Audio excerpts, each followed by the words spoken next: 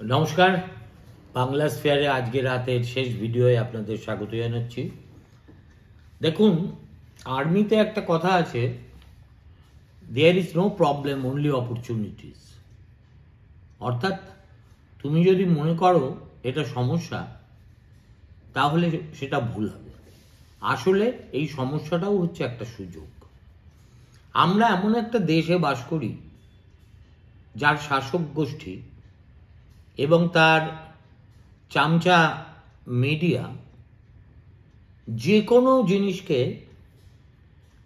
এমন একটা ন্যারেটিভের মোড়কে বাজারে চালানোর চেষ্টা করে যেটা দেখে ওই কথাটা মনে পড়ে যায়। অর্থাৎ সমস্যা তো নয়, এটা একটা সুযোগ। যেভাবে আদানি কেলেঙ্কারির কথা গতকাল আমেরিকার নিউ ইয়র্কের কোর্টে বেরিয়ে যাওয়ার পরে একদিকে যখন আদানির সহযোগীরা, ব্যবসায়িক সহযোগীরা, তারা একে একে নিবিছে দেউটি হচ্ছেন, শেয়ার বাজারে ধস নামছে, তার নিজের কোম্পানিগুলোর শেয়ার প্রায় ভোগে চলে যাওয়ার অবস্থা, তখন আমাদের দিল্লির শাসক দল এবং তার গোয়েবলসরা একটা ভিন্ন ন্যারেটিভ তৈরি করে দিয়েছে বা করার চেষ্টা করছে। যদি আপনি ন্যাশনাল টেলিভিশনগুলো দেখেন, ইংরেজি হোক হিন্দি হোক, এই কথা বোঝানোর চেষ্টা হচ্ছে যে আদানির স্বার্থে আঘাত করা আসলে নাকি ভারতবর্ষের অর্থনৈতিক স্বার্থকে আঘাত করা, এবং এই যে আঘাত হানার পর্ব শুরু হলো, এর পিছনে গভীর ষড়যন্ত্র আছে। কার ষড়যন্ত্র আছে? একটা নাম তো সারাক্ষণ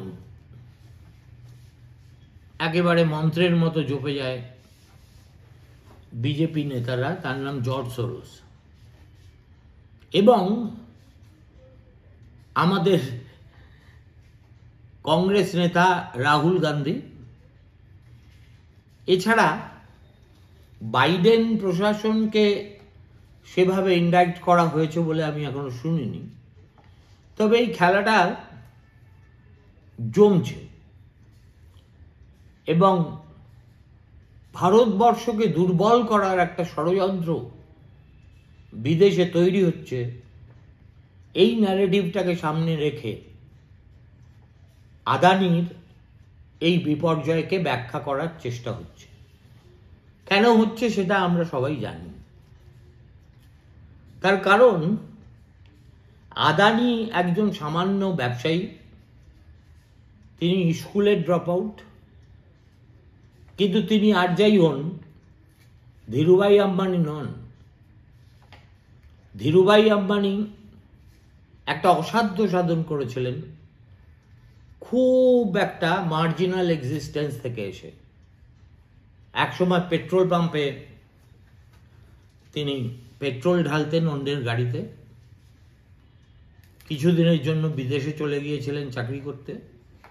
তারপর এসে তিনি যা করেছেন সেটা মিথ হয়ে আছে।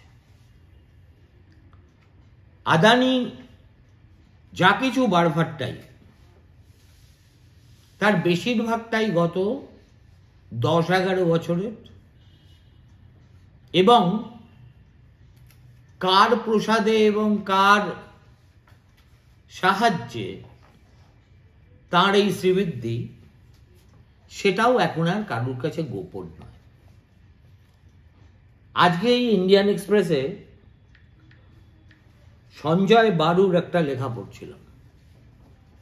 সঞ্জয় ভারতবর্ষে যে কজন ফাইন্যান্সিয়াল জার্নালিস্ট আছেন তাদের মধ্যে অন্যতম সুলেখক। মনমোহন সিংয়ের UPA 1-এর জমানায় প্রধানমন্ত্রীর মিডিয়া উপদেষ্টা ছিলেন। মনমোহনকে নিয়ে লেখা বই অ্যাক্সিডেন্টাল প্রাইম মিনিস্টার সঞ্জয়েরই। সেই সঞ্জয় আজকে ইন্ডিয়ান এক্সপ্রেসে লিখেছেন যে আমরা প্রথম বিপদের সংকেতটা পেয়েছিলাম কলম্বোতে, যখন শ্রীলঙ্কা সরকারের বেশ কয়েকজন বলাবলি করছিলেন যে সেখানকার একটা বন্দর আদানিদের তুলে দেওয়ার জন্য ভারতের সর্বোচ্চ স্তর থেকে ক্রমাগত চাপ আসছে। একই কথা এখন ঢাকায় প্রায় সবাই বলছেন, কেননা যে শর্তে এবং যে চড়া দামে হাসিনার জমানায় বাংলাদেশ সরকার আদানি গোষ্ঠীর সঙ্গে পাওয়ার পারচেজ এগ্রিমেন্ট করেছিল,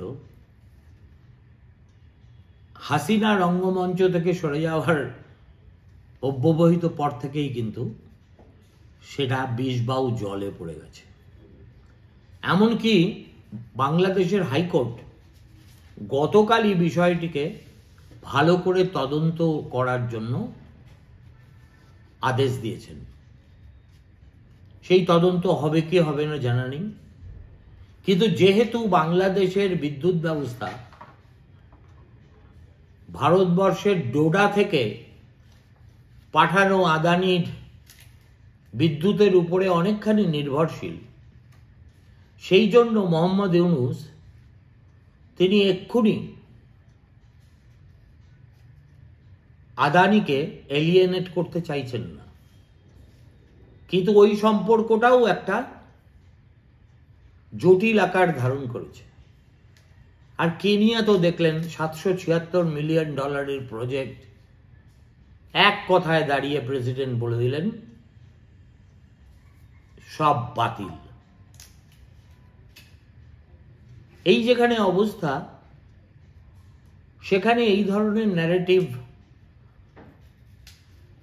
কিভাবে খাওয়াবে মানুষের কাছে, সেটা কতটা বিশ্বাসযোগ্য হবে, সেগুলো তো পরের ব্যাপার। এই ন্যারেটিভটা যত দিন যাবে তত উচ্চগ্রামে উঠবে। এই ন্যারেটিভটাই আমরা আগামী সোমবার সংসদ খুললে শুনতে শুরু করব, এবং ব্যক্তিগতভাবে আমি যত শুনছি তত মজা পাচ্ছি। এবং কোথাও যেন আমার বোফোর্সের সঙ্গে এই আদানি কেলেঙ্কারির একটা যোগসূত্র পাচ্ছি প্রতিক্রিয়ার মধ্যে। আপনাদের মনে থাকতে পারে বোফোর্সের দালালি রাজীব গান্ধী খেয়েছেন সুইডিশ রেডিও এই খবর দেওয়ার পরে। রাজীব সংসদে দাঁড়িয়ে একের পর এক যেসব কৈফিয়ত দিয়েছিলেন, তাতে তার সমস্যা আরো বেড়ে গিয়েছিল। যেমন তিনি বলেছিলেন, কেউ তাকে বলতে বলেনি, কিন্তু তিনি বলেছিলেন এর সঙ্গে আমি বা আমার পরিবারের কেউ জড়িত নই। আমি তখন দিল্লিতে থাকি, রাজ্যসভা কভার করি। সেই সময় রাম জেঠমালানি প্রতিদিন নিয়ম করে বোফোর্স কেলেঙ্কারি নিয়ে 10টি প্রশ্ন করতেন রাজীব গান্ধীকে। অবশ্য সে সময় ভারতের গণতন্ত্রের চেহারা অন্যরকম ছিল। সরকারকে একেবারে উলঙ্গ করে দিতে মিডিয়ার কোনো বাদবাদ ভাব ছিল না, রেট্রিবিউশনের ভয় ছিল না, বিজ্ঞাপন চলে যাওয়ার হুঙ্কার ছিল না, নিগ্রহের সম্ভাবনা ছিল না। সর্বোপরি ইদানিং মিডিয়া যেভাবে কর্পোরেট শাসিত হয়ে গেছে, তখনও সেই প্রক্রিয়া শুরু হয়নি। অতএব এই ন্যারেটিভ নিয়ে বলার সুযোগ আমি ভবিষ্যতে আরো অনেক পাব। আজকে আমি শুধু একজনের কথা বলছি, যার ছবি আমার থাম্বনেইলে আপনারা দেখতে পাচ্ছেন। বাচ্চা ছেলে, মাত্র 30 বছর বয়স, নাম সাগর আদানি। এবং তার চেহারা যেমন উজ্জ্বল, তেমনি তার একাডেমিক ব্যাকগ্রাউন্ডও খুব উজ্জ্বল। তিনি আমেরিকার ব্রাউন ইউনিভার্সিটি, যেটা আইভি লীগের অন্তর্গত, সেখানে লেখাপড়া করেছেন। এবং এই যে আদানিদের গ্রিন এনার্জি বলে যে কোম্পানিটা, সেই কোম্পানিটা দেখভালের দায়িত্ব এত অল্প বয়সেই গৌতম আদানি এই সাগরের হাতে ছেড়ে দিয়েছেন। 2020 সালে ভারতীয় ছাত্রদের সঙ্গে তার একটা কথোপকথন হয়েছিল। সেখানে সাগরকে জিজ্ঞেস করা হয়েছিল যে তিনি রিস্ক অর্থাৎ ঝুঁকির সঙ্গে মোকাবিলা করেন কি করে। এত অল্প বয়সেই পরিণত বুদ্ধির এই যুবা জবাব দিয়েছিলেন যে when you talk about risk, every single thing you do in business, there is a risk associated with it. মানে ব্যবসা এমনই বিষম বস্তু, সেখানে তুমি যে সিদ্ধান্তই নাও না কেন, তার সঙ্গে একটা অ্যাকম্পানিং রিস্ক থাকবেই থাকবে। এবং এই যে পৃথিবীর বৃহত্তম সৌরশক্তি কন্ট্রাক্ট গবলদাবা করার জন্য আদানি গোষ্ঠী যত রকম বেআইনি কাজ করেছে, ঘুষ দেওয়া থেকে শুরু করে কাদের কাদের ঘুষ দেওয়া হচ্ছে, কত ঘুষ দেওয়া হবে, সেই গোটা জিনিসটা পরিচালনা করেছেন এই সাগর আদানি। আমেরিকান গোয়েন্দাদের তরফ থেকে আদালতে যে ফাইলিং জমা পড়েছে, তাতে বিশদে কিভাবে তিনি এই কাজটা করেছেন তথ্য প্রমাণ সহ তা বুঝিয়ে দেওয়া হয়েছে। সেটা এতই ইন্টারেস্টিং যে আমার মনে হলো আপনাদেরও একটু শোনাই।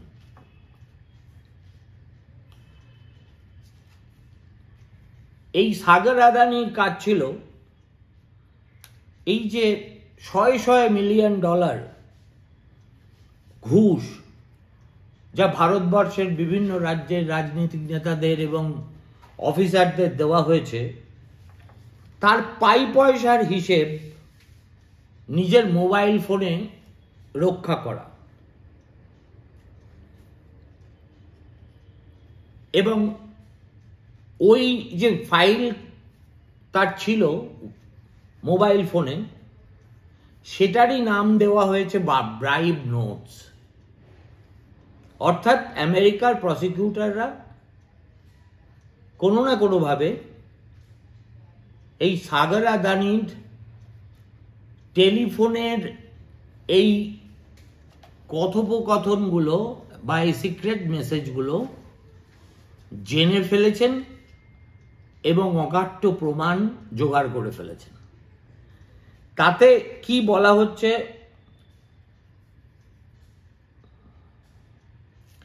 কি করতেন হাতে মোবাইল ফোন নিয়ে সাগর, কি করতেন, কত টাকা ব্রাইব হিসেবে অফার করা হয়েছে সেই পরিমাণটা লিখে রাখতেন, কোন গভর্নমেন্ট অফিসিয়ালকে অ্যাপ্রোচ করা হয়েছে এবং কোন গভর্নমেন্ট অফিসিয়ালকে টাকা দেওয়া হয়েছে,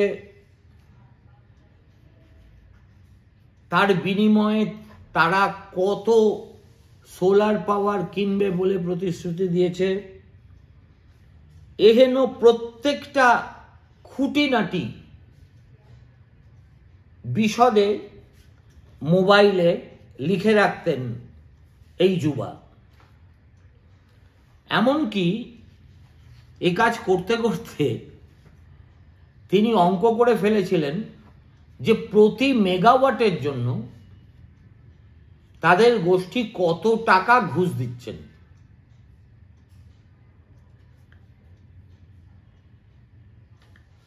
এবং 2020-তে একবার ওই গ্রুপের মধ্যে কেউ তাকে জিজ্ঞেস করেছিল যে হাউ ইজ ইট গোয়িং। তো সাগরের জবাব ছিল, yup, but the optics are very difficult to cover. বুদ্ধিমান ছেলে তো, তখনই তার মনে হয়েছিল যে এই যে দিগন্তব্যাপী ঘুষকাণ্ড, এটাকে শেষ পর্যন্ত গোপন রাখা খুব সহজ ব্যাপার হবে না। এবং সেটাতে সে যে খুব সত্যি কথা বলেছিল তা প্রমাণিত হয়ে গেল গতকাল, যখন বিশ্বের ধনকুবেরদের প্রথম সারির একজন এবং তার 6 জন সহযোগীর বিরুদ্ধে ইউএস কোর্ট তাদেরকে পরিষ্কার 5 দফা অভিযোগে অভিযুক্ত করে প্রত্যেকের বিরুদ্ধে গ্রেফতারি পরোয়ানা জারি করে দিল। অর্থাৎ optics could not be covered finally. হয়তো ভারতবর্ষের ভিতরে হলে কভার্ড হয়ে যেত, কারণ এখানে আনকভার করার কথা যাদের, তাদের সাহসী হতো না এটা নিয়ে খোঁচাখুচি করার।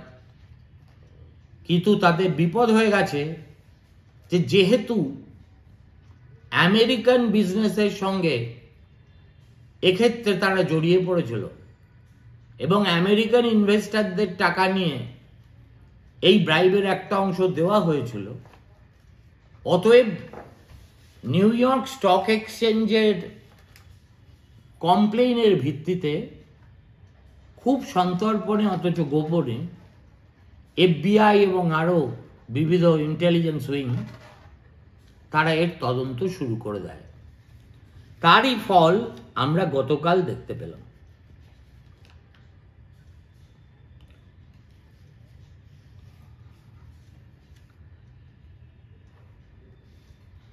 এই যে US securities and exchange commission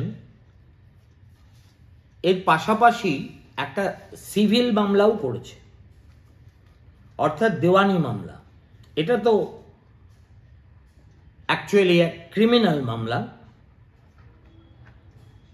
এবং সেখানে আপনারা যদি আদানি গ্রুপের ওয়েবসাইটে যান তাহলে দেখবেন আদানি গ্রিনের ক্ষেত্রে এই সাগর আদানির নামের তলায় লেখা আছে, all strategic and financial matters of Adani green energy এই যুবাটি দেখভাল করেন।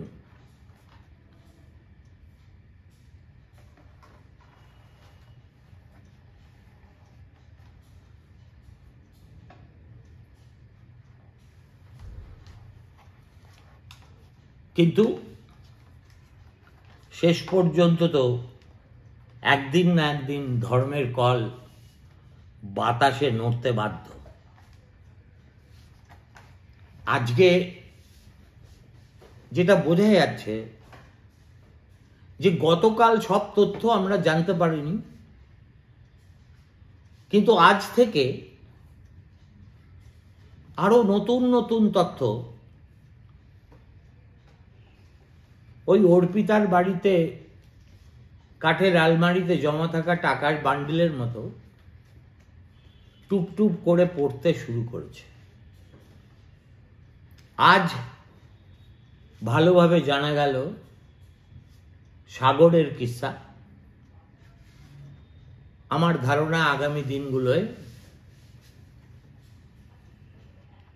সাগর না হলেও নদ নদী, খাল বিল, পুকুর ইত্যাদিদের যোগ সাজসও আমরা জানতে পারব। কেননা দেশটার নাম আমেরিকা, তদন্তকারীর নাম FBI, এবং সেখানকার জুডিশিয়ারি ক্যানট বি